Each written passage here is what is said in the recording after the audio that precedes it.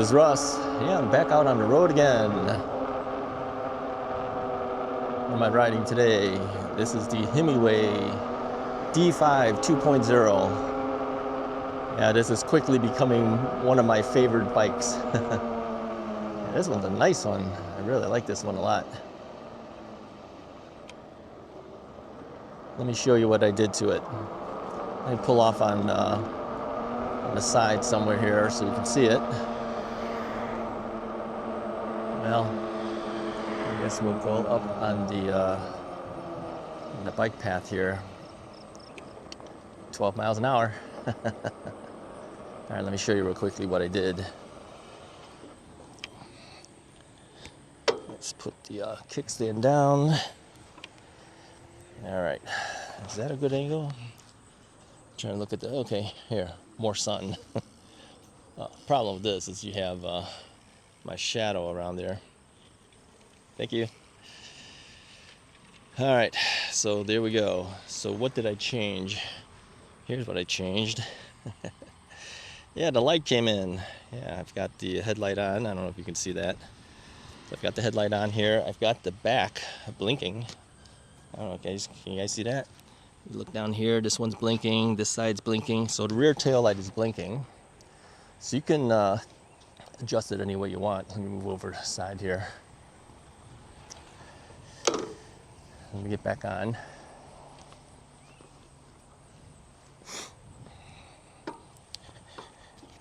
Readjust myself here for you.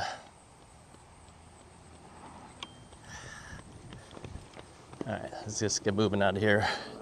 So, yeah, the headlight bracket just came in 30 minutes ago. So I says, well, okay, well, I better put it on there, see how it is. Yeah, works fine. Thank you to Himiway for sending it out. Yeah, I think when they put the bike in the box, they forgot to put the bracket in there with it. So yeah, now I got the bracket. Everything's fine.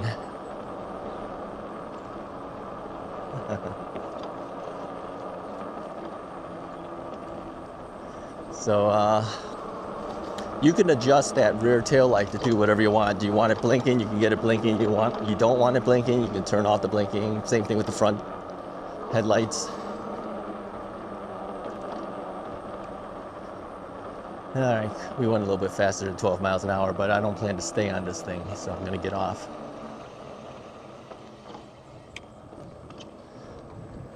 Let's pedal a little bit here. So what else did I do? Well, I raised the handlebar. This is an adjustable handlebar stem, so I tilted it a little bit more so it's a little bit closer to me. So now I'm a little more upright. I actually prefer to be upright. You know, back in the day, if you had like a road bike, you'd lean way over, right? You'd lean way over, get yourself some aerodynamics. Yeah, we don't do that. Okay, the wind's hitting me. I'm probably losing miles per hour based on wind resistance, but that's okay. Let's pass through here. It's a little noisy.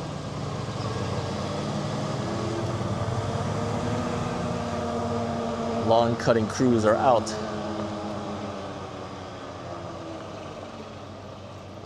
Yeah, might as well turn here. So yeah, feels good for me now. You know, the thing is, when you first make the first initial adjustments on your bike, you put it to where you think it's gonna need to be, and then you ride it for a while, and then you go, yeah, okay, needs to adjust this, adjust that, you know. So yeah, I made the adjustment. I think it's a little bit better for me a little higher up, so I don't have to lean forward as much. Handlebar doesn't have to be way down there or anything. And the only other thing I added to it is the side view mirror. Now this one's made by XWing. So if you're looking for a side view mirror that goes on this bike or any other bike, I would consider this one. Now this one initially, when I first saw it, I says, well, how come this thing is so long? You know, why is this thing so long? Well, hey, you've got things like control pads on the left side. You've got a throttle here now on the left side. The longer bar makes it better because now the mirror sticks further out. That's just if you don't want to put a, you know, like a handlebar end type mirror then this mirror might be good for you. It's not that expensive either. I'll put a link in the description of the video so you can get to it. Let's see if that fits what you're wanting to do. Let me turn here. Got too much traffic going on here. Got construction guys there. I was gonna take a left, but I guess not now. Take a right. Avoid all that heavy construction guys. So yeah, I think that's really the only thing. Oh, okay. I also I changed out the seat post, as you know. The seat post that comes with this is a little bit short, so I bought a larger seat post, a longer seat post, I should say. And because that longer seat post costs quite a bit of money on Amazon, I don't know why, I went with a smaller diameter seat post and got a shim to fit the opening of this particular bike. Worked perfectly fine. Yeah, I thought, you know, it could slip a little bit because I've had seat posts that slip when you use a shim, but no, it doesn't slip. Works perfectly fine. And I saved like, I think it was almost half the price of what they were selling those other ones for. Sometimes you got to make do, right? You got to figure out solutions, and that's what I ended up doing. Passing these people again. Okay, let's turn here. I just noticed the bike rider and lady who's running with the dog. So we're gonna skip that, go down this other way. So now lately you've been noticing that I haven't been going too much faster than say 20 to 22, 23 miles an hour on these streets. Yeah, we're supposed to stay within 20 miles an hour, so I've been trying my best to do that. I have been trying to slow down at the stop signs, although not technically stopping, but close enough. Close enough. If there's nobody there, that's close enough. At least for me, you know. Maybe not for others, but hey, that was better than I used to. Yeah, all the lawn guys are out. Today is lawn day. Cutting everybody's lawns.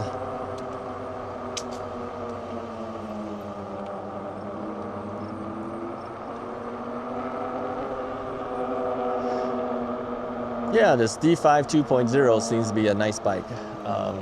I think the only thing I would wish for at this point would have been a larger battery, like a 20 amp hour. This is a 15 amp hour battery in here.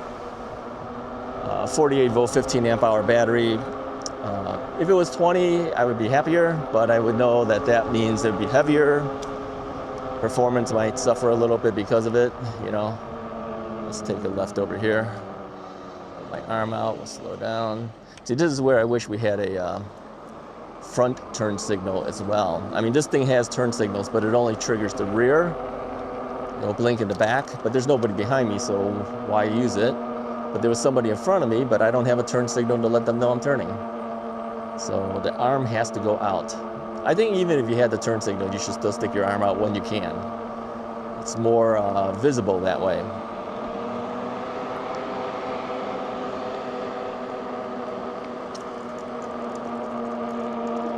Pedal a little bit more here. So I have this on the auto mode. As you know, I did a video about the auto mode. Somebody asked me, is that different from the pinion gear system that's on the electric one? I go, yeah, it is different because the pinion changes the gears. Like here on my right hand side, you see I'm touching the gears. That's what the pinion does. The auto mode on this thing changes the pedal assist levels, which is over on the left side.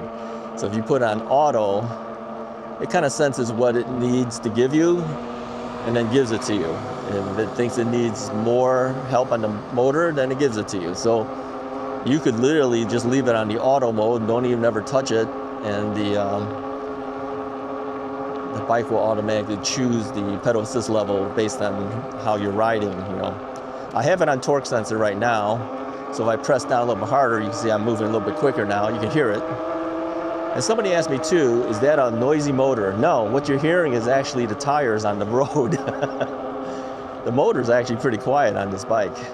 Yeah, but this has big fat knobby tires because it's able to go off-roading, you know, if you want to go on the grass or you want to go on gravel or whatever, you have tires that will fit that better. But I'm on the street, so you're going to hear that humming of noise, and that's the tires. Okay, that's not the motor. Yeah, it's a fairly quiet motor on this bike overall.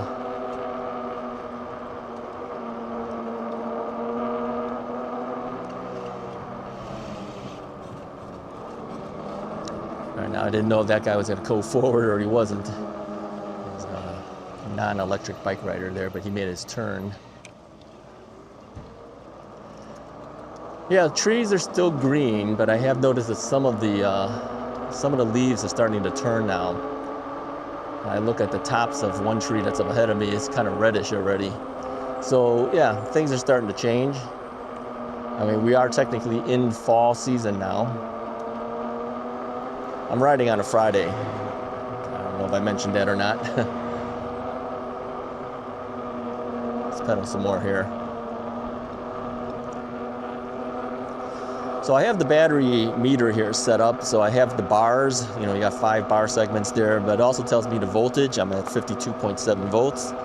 Most of these 48 volt batteries will start out at a higher voltage than you might think. It doesn't, you know, when they say it's a 48 volt battery, it doesn't mean it's always a 48. It starts out in the 52, 53 ranges or something like that. And then it comes down. So it's just a nominal setting of 48 volts. And then it's gonna run down to a certain level. And if you really want to know how you're doing, I guess you have to run this down until the thing dies. Then you'll know what voltage it is that the thing is going to die for you. I haven't gotten to that point on this bike. Some people do that. I used to do that in the beginning when I first had my first e-bikes. I would check how far this thing will go, so I have an idea how far of a distance I can travel. But I haven't been going that far lately, as you know. I've just been kind of going around this general area. And so it doesn't really matter that much. I just kind of keep an eye on what the battery meter says and head back when I think it's about ready to go, or I have possibility I may not make it back. Then I will, at that point, I will do it. But I'm gonna take a left here. So I put my arm out. I have my turn signal on, just to let the car behind me know that I was turning. And then I'll cancel out my turn signal.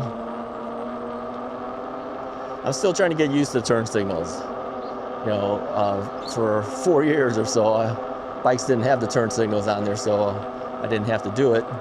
But now that it has it, I got to get used to hitting the control and then also canceling it out, you know, as it goes. So.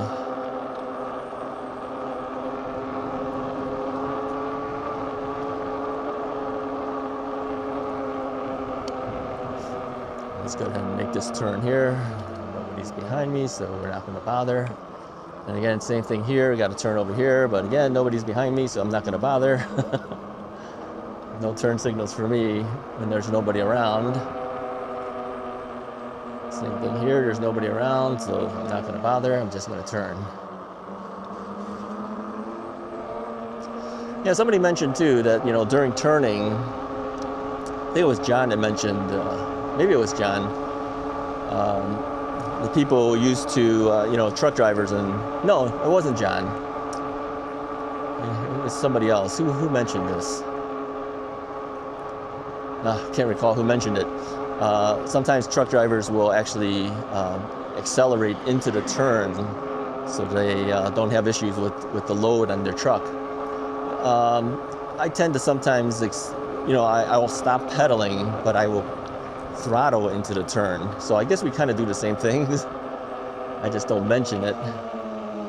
But here, I'm going to turn here. So I'll throttle into it, get us moving. Then I'll start pedaling again. All right, we're going to be stuck at the light again, so we'll have to wait our turn here. I know a lot of bike riders will go up by the area where the crosswalk type thing is. There's really no crosswalk here, although I guess if you look towards the right, it would be close to what you might consider a crosswalk, but it really isn't. So I just stay in the same lane as the cars because I can move fairly quickly anyways as we get through here. And typically, like I said, I will throttle through the intersection and then I'll start pedaling again, but I need to get through the intersection as fast as I can.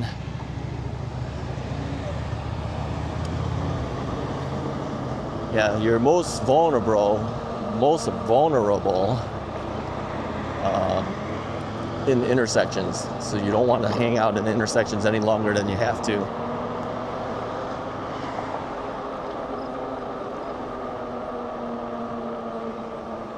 Let's go to the left-hand side here. We're going to take a left at this stop sign, so I'm just going to stay in the middle of the lane here. There's nobody behind us right now, so it doesn't matter.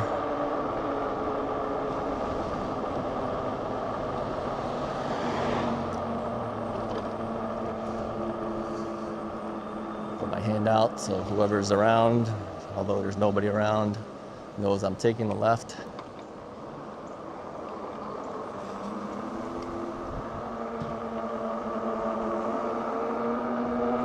Yeah, it's a nice bike. This is a mid-step type bike, I guess.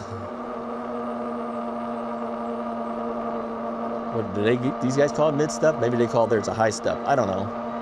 You know what I mean. There's another bar on the top here, okay? So the whole point of this is, of course, more rigidity. But I don't ride hard enough that it makes any difference to me whether I have a step through or a step over version for rigidity. I've never had any frame flex on literally, well, most of my bikes, I should say. I think the only ones that might have a little bit of flex maybe might be folding bikes or something. If it's a step through, sometimes there's a possibility of that, but I've never really noticed anything.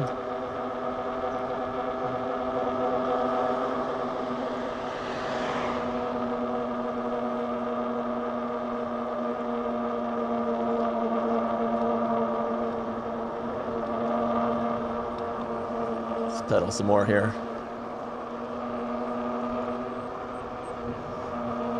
So now the road is 25 miles per hour. Technically, we're only allowed to go 20. But again, if you did 25, would anyone really notice? I don't know. In general, I'm usually around 22, 23, I think. I think that's pretty much been my my norm. Let's go down this way. These are areas I've gone to quite a bit of times.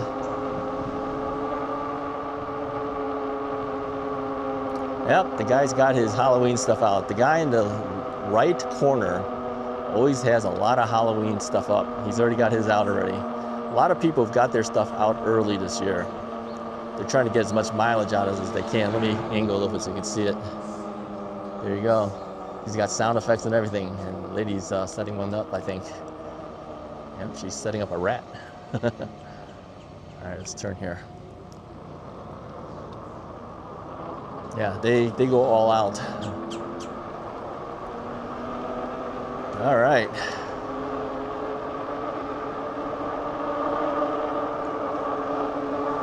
That was a nice day. It's gonna hit a high of like 81, 82, something like that, I think. Maybe 80. Yeah, I don't think it's gonna get that much hotter. But we got a nice breeze hitting us. This is about a 15-mile-an-hour wind that can possibly hit you, it said. So we're getting more wind now than I typically get. But it's okay. It's not a cold temperature right now, so the wind hitting us is actually a welcome thing. It kind of gives you a little bit of a cooling effect.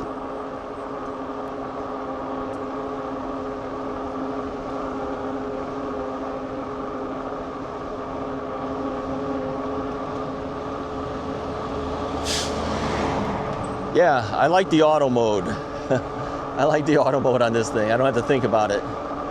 Auto mode with with torque sensor.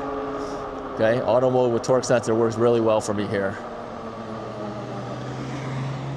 Let's head back this way here. Not all torque sensors work well for me, because I don't have the strongest leg and I have a replaced knee, right? So some of the torque sensors make it really hard for me, and I prefer to be on cadence sensor than at this point. But on this bike, nah. No, this is a good torque sensor for me. So if you guys are looking for a bike and you have issues like I do, you might want to look into this D5's 2.0. Now you can jump back and forth. They have a torque sensor and cadence sensor option. You got to go into the advanced setting to switch it, but it is switchable. The secret code for it is 0510, like I mentioned before. That's always been Himiway's secret code. Then if you do that, you can go there and change the preferred sensor. All right, we got some people ahead of us on regular bikes, so I'm not gonna pass them. Otherwise, they just kind of feel bad. Well, maybe I'm gonna have to because they're going too slow and we're gonna miss our light. All right, I guess we gotta keep going. All right, so be it.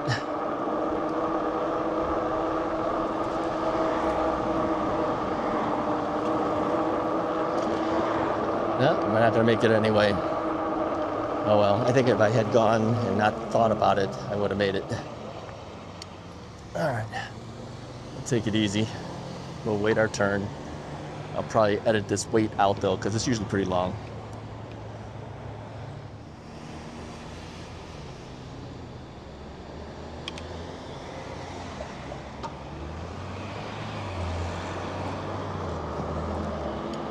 Okay, we're past. And I will need to move to the left, but I got a car that's there. Gonna need to let this car go through first. And move over to the left-hand side here. I'll use the turn signal, let them know I'm turning left. Put my arm out, I can't do that, and balance myself, so there we go. Let them know I'm turning, make my turn, cancel out my turn signal. It's always a lot of things. You know, sometimes you can't hit the brakes and put your arm out because then I'll be braking with only one brake, and that's the rear brake, and trying to balance and you're slowing down and everything. Can't do it. This is why the turn signals might come in handy. But again, I wish we had lights in the front as well for turn signals. Anyways, the other people were waiting at the light with me. We didn't say anything to each other. It's an older couple. I just kept quiet, stayed to myself. No one's behind me, so I'm not signaling or anything like that.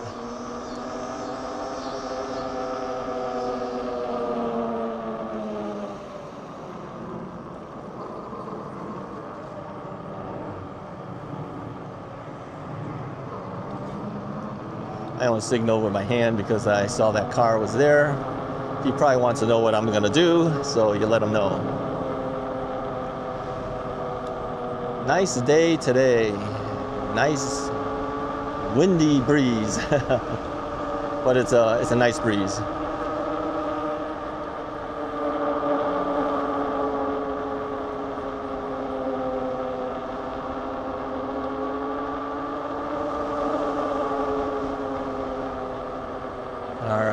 Take a right-hand turn here. We'll put the signal on even though there's nobody there, just for fun of getting used to doing it. And we cancel out the signal there. Takes a while to get used to doing that.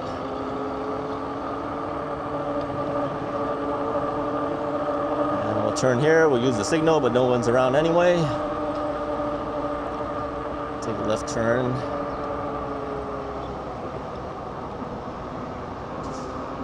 Throttling into the turn, cancel out the turn signal.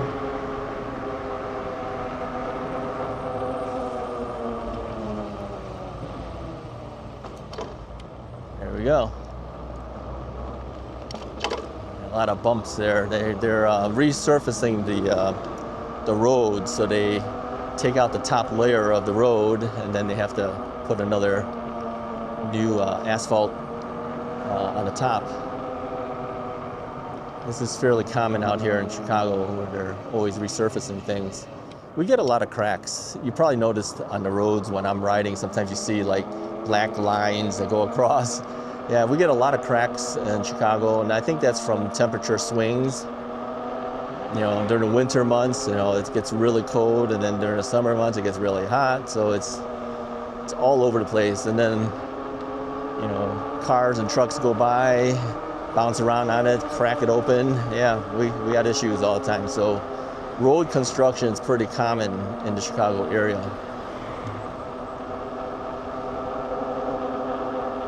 But these roads that I'm riding on are the suburbs. This is the northwest suburbs of Chicago. So a lot of people say, wow, Chicago really looks different than I thought. Yeah, well, these are the suburbs. Suburbs do typically look different than Chicago itself. I grew up in Chicago, moved to the suburbs when I was in 8th grade. Ever since then, I've been a suburban person, I guess, at that point. That's not me, that's a truck. Sometimes you gotta tell people things like that, otherwise they think, well, what's wrong with his brakes? No, it's not mine, it's the truck's. Squeaky brakes on the truck. All right, that's basically all I have for you guys for today. I just wanted to take this bike out, show you the new light that came in. Well, the light didn't come in, the bracket. I had the light all along. Showed that on the review, but I didn't have it mounted because I didn't have the bracket. They said to me, Russ, that should be on the bike. I go, yeah, well, it didn't come with it. I took a photo and showed it to them. I said, okay. So they had to ship me out a bracket.